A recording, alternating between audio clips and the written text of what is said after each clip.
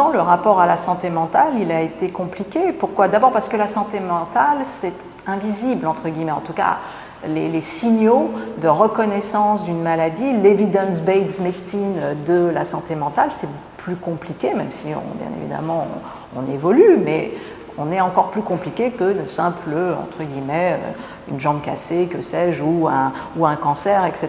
Donc déjà dans cette invisibilité-là, et puis il y a une reconnaissance compliquée là aussi sociale, dans le sens où il y a tout ce qui concerne la psychopathologie qui renvoie à l'individu, et demain peut-être avec l'alliance de la génétique de vérifier des facteurs génétiques ou pas de tel ou tel trouble, que sais-je, etc.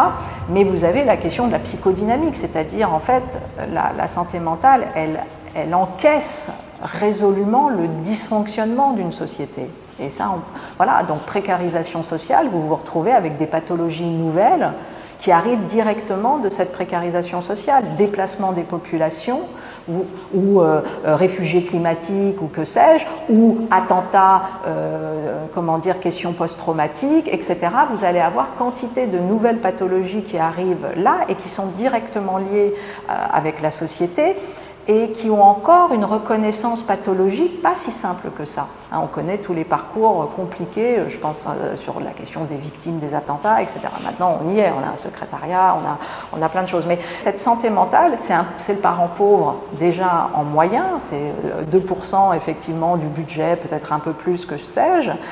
C'est un lieu où, oui, être infirmier dans un secteur psychiatrique et infirmier dans un hôpital, c'est pas la même chose. C'est plus compliqué, c'est plus agressif, c'est plus dur, donc on a un épuisement beaucoup plus fort. On a vu, comment dire, quantité de rapports qui nous montraient à quel point la question de la contention et la question du soin hors consentement a explosé ces derniers temps. En fait, on a le sentiment d'avoir un peu une voiture balai, c'est-à-dire voilà, d'un secteur qui récupère tous les débordements, tous les passages à l'acte, ou tout ce qui est en émergence de passage à l'acte à l'intérieur de son système et qui bien évidemment explose.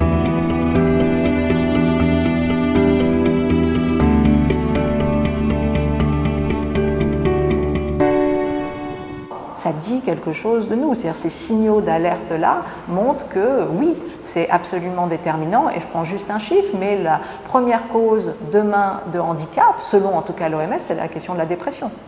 Donc, soit on considère que tout ça, ce sont des non-maladies, c'est dans la tête, comme dirait l'autre, heureusement on n'en est plus là, soit à un moment donné, on considère que non, c'est un des phénomènes essentiels de la santé. Je dirais même aujourd'hui que c'est d'autant plus le cas parce que tout devient une maladie chronique, et dans la maladie chronique, tout se double avec, je dirais, non pas une maladie mentale, mais en tout cas un accueil mental de cette maladie chronique, ce qui était moins le cas quand vous avez une maladie certes très forte, mais qui est un peu plus insérée dans une parenthèse qui peut être fermée. Quand ça irradie littéralement, vous avez tout un phénomène psychique qui change, et qui provoque aussi des difficultés qu'on doit suivre en santé mentale.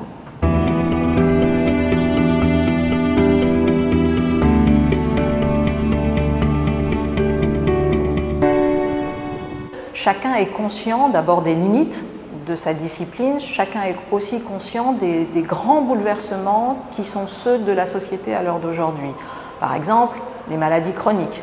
Les maladies chroniques qui changent assez sensiblement la manière de traiter la maladie. Et on voit que dans les maladies chroniques, vous avez tout un impact de la maladie sur quantité de sujets qui ne sont pas des sujets médicaux. Or, quand vous êtes un médecin, vous ne pouvez pas simplement d'un revers de la main dire « ça ne me concerne pas » puisque ça a un impact tout de même sur votre patient. Mais vous avez besoin d'autres pour penser effectivement cet écosystème, cette manière de faire un parcours de soins du patient. Vous avez la santé connectée. Ça aussi, c'est un nouvel univers qui vient bouleverser les médecins. Les médecins ne sont pas des grands spécialistes de l'intelligence artificielle. Alors, je ne veux pas dire que les philosophes le sont. On travaille aussi sur ces approches, et notamment d'éthique, de garantie humaine, derrière la question de la pression algorithmique liée à la décision médicale, etc.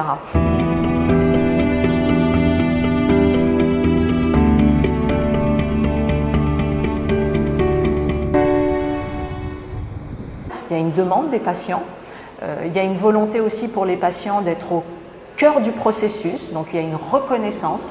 Tout ce qu'on appelle l'éthique de la reconnaissance, c'est quelque chose que la philosophie, là aussi, connaît très bien, avec laquelle elle fonctionne. Donc tout ce qui s'appelle l'expertise des patients, le rôle actif, participatif des patients, tout ça, les médecins ne sont pas...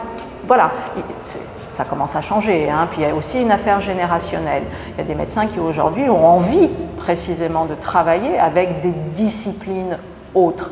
Il y a la question de l'observance, par exemple, qui est tout à fait importante. Les médecins ne comprennent pas pourquoi les patients ne suivent pas leur traitement. Là, tout d'un coup, la philosophie et les sciences comportementales viennent aider pour précisément produire une observance efficace au service d'un meilleur soin.